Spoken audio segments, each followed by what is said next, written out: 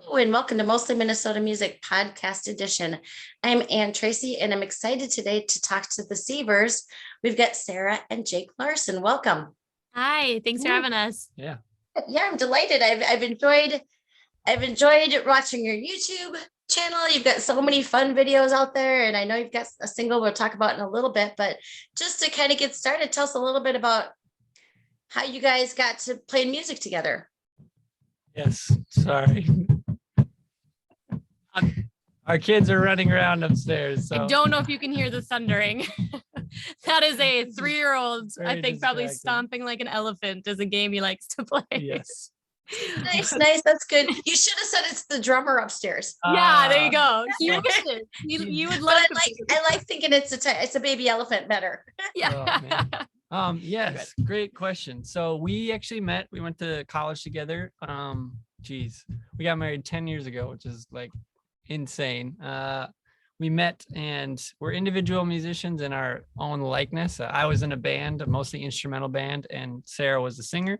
Mm-hmm. And we started dating, and eventually my band kind of like everybody went their own ways as college ended, and we, some people are in music still and some aren't.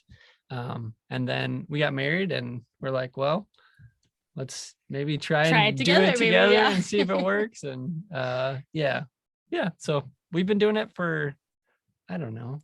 It's hard to set a start date exactly because we did it kind of like as a hobby for a while, and then it was like, all right, I think we kind of want to like move towards making this a career. So we've made it kind of in like more serious steps towards that within the past like 3-4 years. Yeah. So we put out our first like full length album back in 2019, and then COVID happened as we were like ramping up for stuff.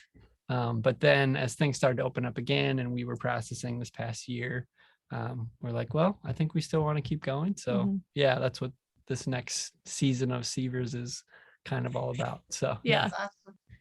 And I have to think, because obviously you are a natural pandemic bubble. Yeah.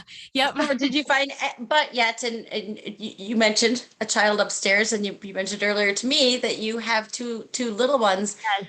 Did you find you had more or less time and energy to do music over the last 2 years? Yeah. Initially less. Our oldest was 9 months when the pandemic hit, and I'd been kind of working part-time, like contracting. And then all that stuff stopped. It was leading music at churches, and their churches shut down, and they're like, so I don't need you anymore right now. So that I was at home, figuring that life out. And then Jake actually got pulled in. All of these places needed to now switch to online services, and Jake does a lot of stuff with audio contracting. So your workload actually shot up because people were like, help us install things or figure out how to do this live stuff. And but we're shooting a video and need an audio guy. So you were at home a lot more, and I was doing a lot more work. So kind of just like, it like income wise was great because we got to bridge the gap, but then we were a little more separate in our work life balance. So. And our individual project together took a back seat as we're like, this currently isn't paying the bills since we can't like do shows and all of that stuff. So then focus more on what was immediately providing. And then as life gets a little bit more back to normal, whatever post-COVID normal is, it felt like we were stabilizing more and finding ways to create that space. Had another baby in the midst of that. So she's now 9 months, but finding, I don't know, ways to make it work. And I think being more inspired by the season of not being able to do it and having to set it to the side, it was one of those things that makes you see what you actually do want to do. So that was helpful for us to realize how much we missed it when we didn't get a chance to do it a bunch. So you have a YouTube channel of a number of mostly covers, or maybe all covers at this point, that I know that will change in the future. So they're very fun. The one that I'm a huge Madness fan. So the super cute Our House. Tell us, I'd like to hear more about the channel, but specifically, I mean, it's fun when you get your kids involved, and it was a blast. Yeah. We started doing cover tunes because we had been kind of silent on releasing music for like 3 years. We wanted to find ways to start engaging people beyond the classic, like, hey, we're coming out with a new song soon, pre-save. We wanted to like give them something before we asked them to give something to us. So we decided to do these cover videos, kind kind of helped us ease back into doing music together, gave us content to like release to people. So as we were doing that, had a house show. What day is it today? Monday. So it's Saturday, just this past Saturday. Yeah. And as a way to promo it, we took the Our House song and made like a parody out of it. Got our kiddos involved. It was so fun for us. I think it was fun for the kids too. Yeah. Especially that one was a little bit more goofy and artistically like free. Yeah. And most of our videos that we've shot in the past are just like, we set up a camera and kind of do it all in one take. And this one, we got to piece more shots together and put a little bit like of a story together to highlight, like, here's some stuff that's going to happen at our house show and stuff like that. And just be goofy, which is, yeah, it's an excuse to just kind of get out of our normal, like, chiller, serious music. And yeah, it's just really fun to do that. So. Instead, I have always been a big Madness fan to begin with, but it's just charming because it's a great rendition of it. I think you do a nice twist onto the music that you do, and you do. How do you choose the songs that you're going to do? Because you have an interesting mix. Yeah. It started originally, our idea was to do kind of nostalgic to us songs. So a lot of them were songs that we listened to growing up in some capacity, like high school, younger. Songs from movies that we just remembered or caught on to. Stuff like a lot of them were like, I don't know where I heard this, but it's in some romantic comedy that I listened to at some point. So just kind of piecing it together. I have the music I listened to growing up was a lot more pop based, and you were into more like heavier, like the grunge 90s thing. So we tried to bridge the gap as much as we could with that. Yeah. And then we were like, well, maybe there's like songs from other like eras of time that we feel like we can connect with, or like maybe like this girl sang it and now then like me as a guy can sing it, or in a different way. And we can like totally flip it on its head. And that's hopefully what we can try and do, is like, this is a really great song no matter how it's done. So that's part of the goal too, of it's like, this song has such a like different production style, and if we can just like go the completely different direction, then hopefully that's more interesting than just like remaking the song as it is with our own voices, Yeah.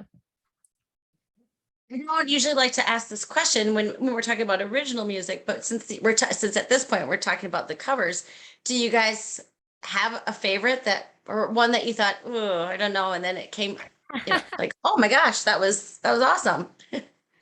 Yeah.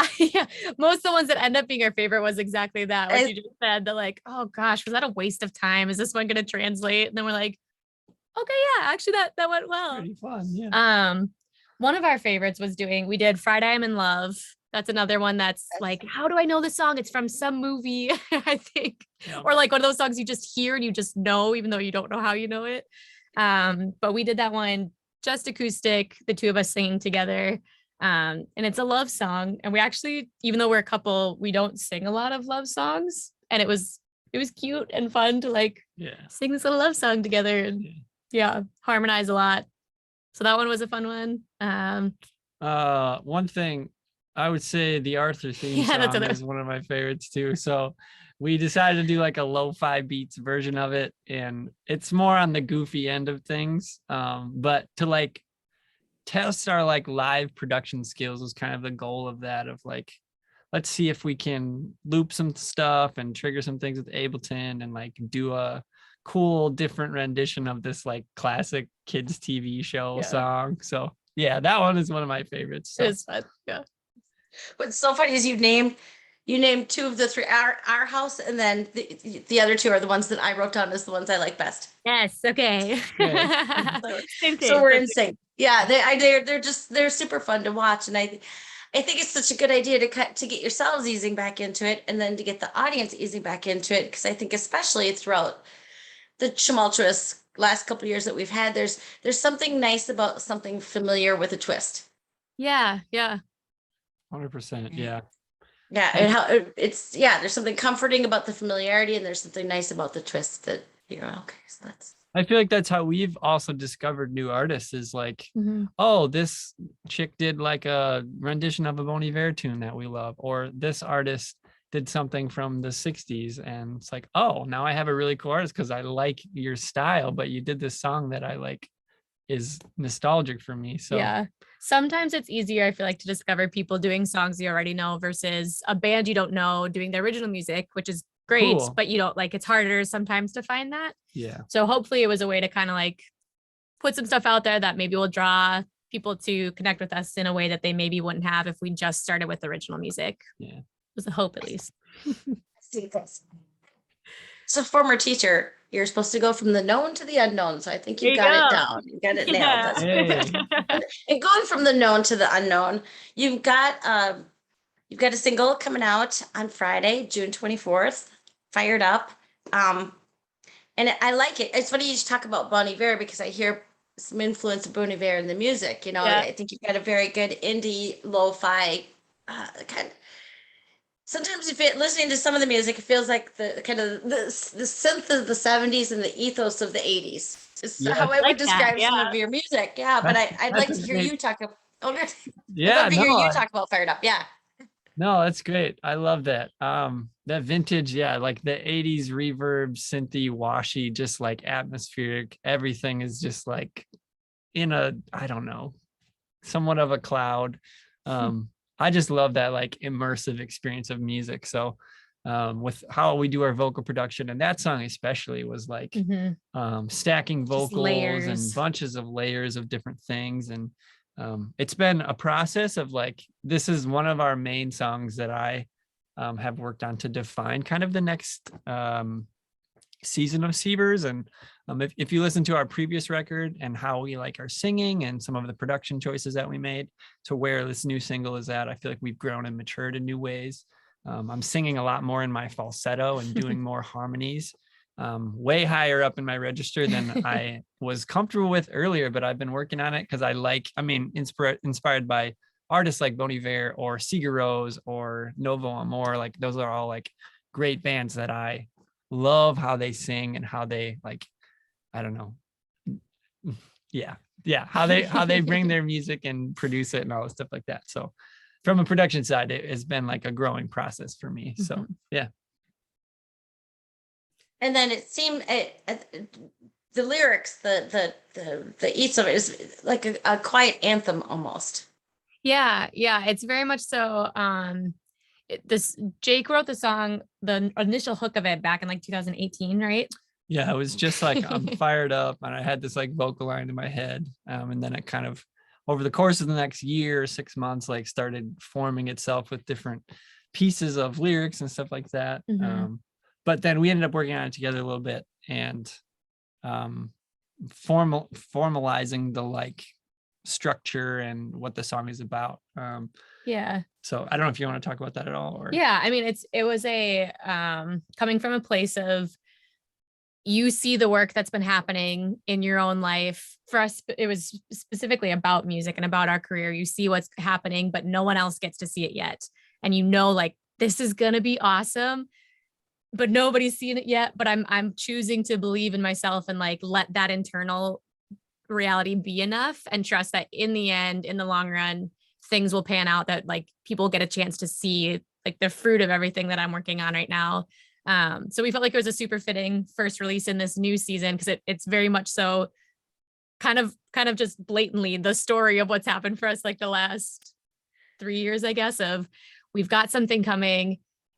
It's going to take a long time. No one's getting to see it yet, but like we're pumped about it. It's going to happen. So yes, an anthem. It's very much so our anthem for this next season of release for us. Yeah. I love to hear that because very much what I heard of it is like as a listener, it's the anthem you need to hear kind of when you're at your lowest. It's the one that brings you this, as opposed to the one where you're going out to the protest field or going for the job or whatever it is, where you're like, pumped up. It's just much more of a lifting. Yes. Yeah. To a place where you can succeed. Yeah. That's great that it translates because I think again, Jake was really behind the lyrics of it and stuff, and we worked on some things together. So getting a little bit of a listener and a composer spot in it does have that feeling for me too. Every time I hear our own song, it's like when you feel that like kind of discouraged, like, I don't know if this is working. It's like that stirring up again, like, no, yeah, I've got this. I've been working on stuff. This is going to be good. This is going to be whatever. Like this is going somewhere. Yeah. So the fact that that translates, that's encouraging because that was, Great. yeah. You're getting it. That's great. Good. That's good. And is that how you usually work together on songs? Or And do you have a honestly, usual? that's great. Yeah. Yes. We actually, when we first started, we wrote very differently. Mhm. And it's been a process of like figuring out how to work together in that and like play to each other's strengths.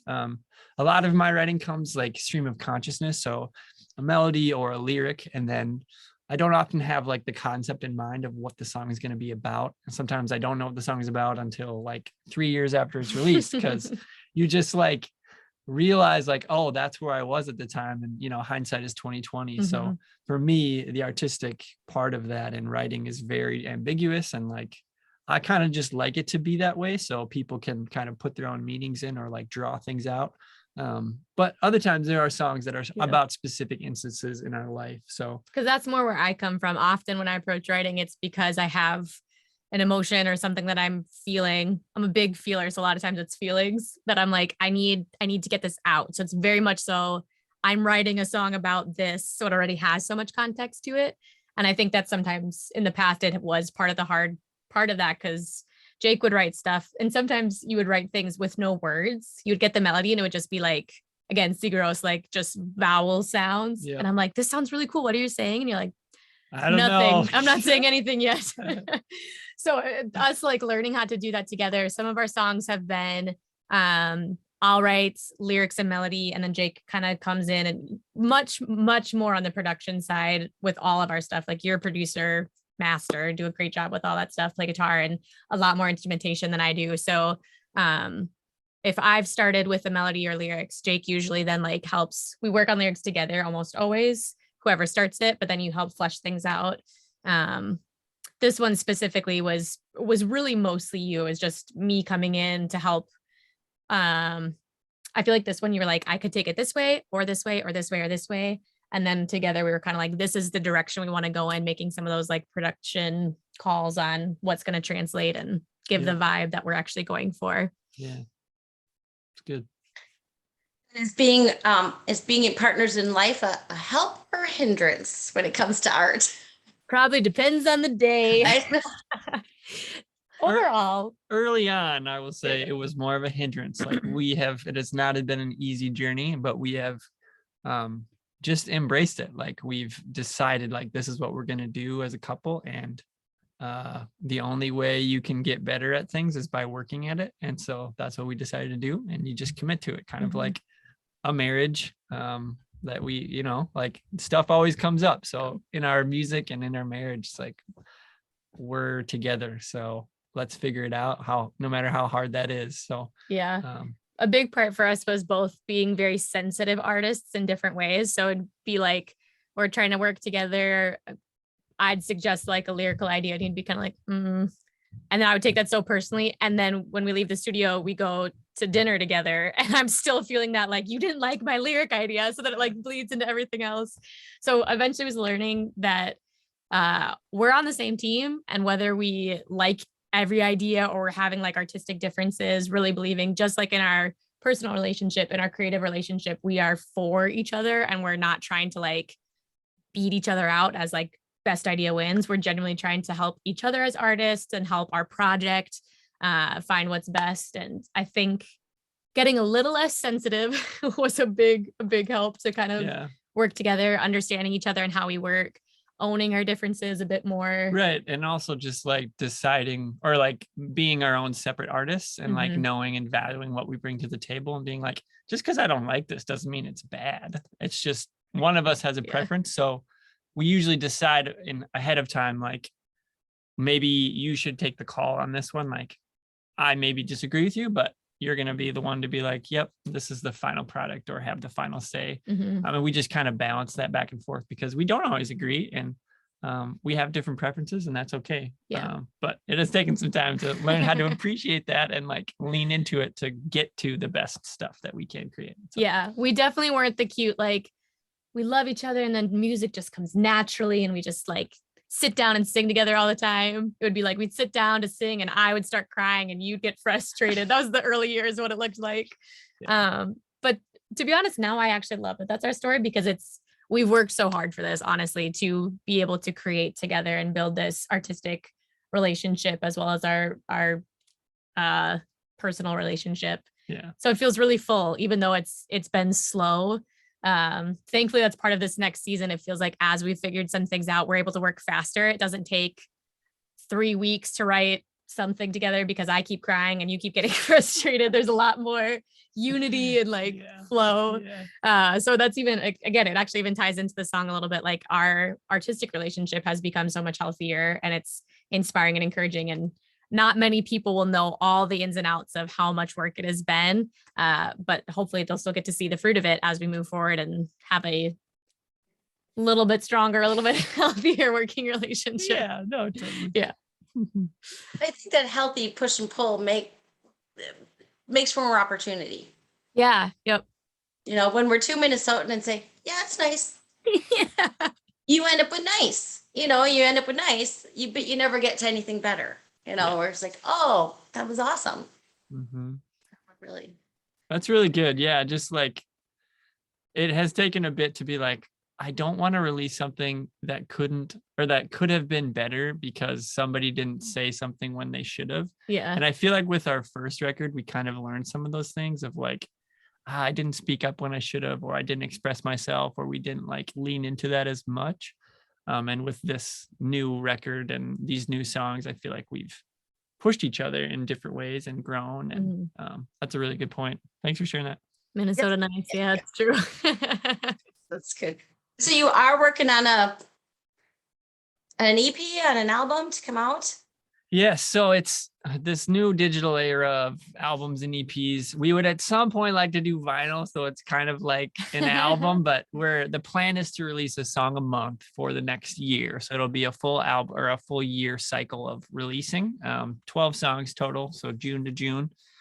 We have, I think, like 3 or 4 done and ready to come out in the next 3 months or whatever. And then we have a few like on our half finished, we need to finish vocals or mixing and stuff like that. So yes, the goal is to continue to release and hopefully do some of those covers in between and keep shooting videos, putting out content consistently. So we like to balance a little bit of the like you're saying, familiarity and unfamiliarity. So that's kind of the goal for this next year with us. That's great. And do you have an overarching theme or goal of the album, or is it more organically coming to you? Or yeah, so far a lot of the music actually has been inspired by our journey with music. It doesn't some of it's more nuanced and has some of the play in our personal life, but like this song we've talked about, a lot of it has to do with our experience with pursuing music. Another song that we're releasing is about kind of finding health holistically as a person and needing to find ways to like create space so that you can hear what you're actually feeling and experiencing and work on inner healing and things. Another song is about a little bit on the opposite side of Fired Up. It's about how it feels like we're always stuck and we never move. And I don't want to say I'm complaining because I know that's what art is about, but this is a little frustrating. So I think so far a lot of it has been about our musical journey. We're not locking it down that it has to just be that, but I'm trying to think of all the songs we've done. Most of them are about the pursuit of art and the struggle of being an artist and stuff like that. But then we do have a song on there like I wrote for our daughter. Around when she was born, and it's very simple, but it's like, becoming a parent. I mean, it's our second kid, so but even that is like, I've never had a daughter before, and this is a whole new experience for me. And like, if I could say something to you, I want to be able to say things as a dad, and hopefully can capture that and be a gift for her growing up. So oh, absolutely. Yeah, I love that. I think you go home with the first one and you're just wondering where the heck the manual is. The second one, you have a kind of like you said about the second one, you have a little more time to go, okay.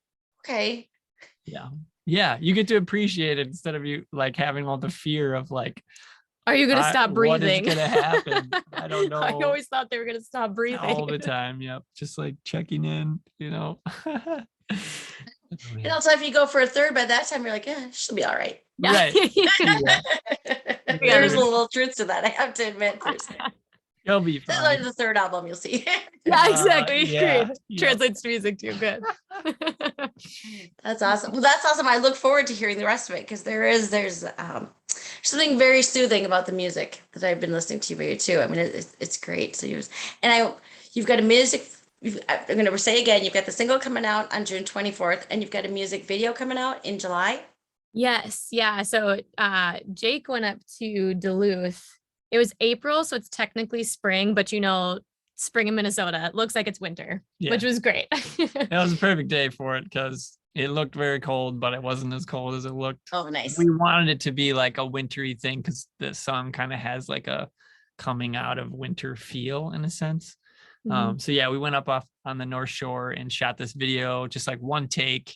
More my- acoustic. Yeah, version just of the myself song. with the classical guitar, vocal, and then my OP1 synth, and very stripped back version, but kind of the essence of the song. We wanted to like make it more live for this video and experience. So Yeah. So that's coming out July 20th. The music video will premiere then.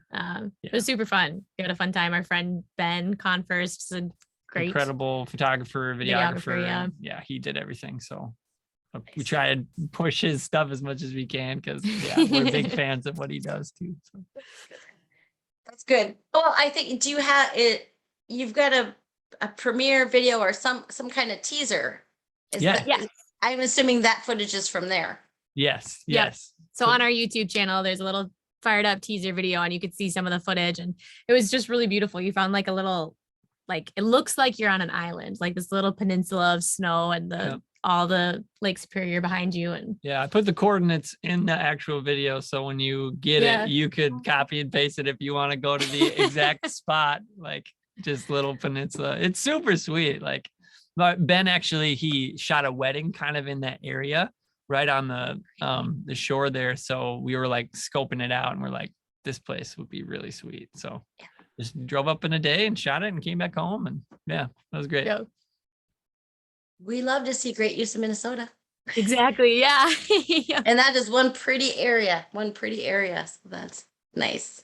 Yes. Nice. One of our favorite places on earth for sure. Like For sure. hard to beat that view, man. Absolutely. I will include this in the notes, but for folks who are just listening, where can they find you online? Yeah, we are on Instagram. So just Syvers Music. Yes. Or our website might be the easiest. It's syvers.org. Yeah. Mhm. SYVERS.org. That's probably the easiest place. And then you It's can true. It kind will of link go. everything from there. there's Yeah. Stuff. Yeah. Yeah. So Great. Grace, Jake, and Sarah, thank you so much. It's been a delight to talk to you. As I say, I really enjoy the music, so I look forward to hearing more, and I look forward to everybody else being able to hear it on this Friday. Thank you. Yeah. Yeah. Thanks for having us. It was a lot of fun to chat about it. appreciate it.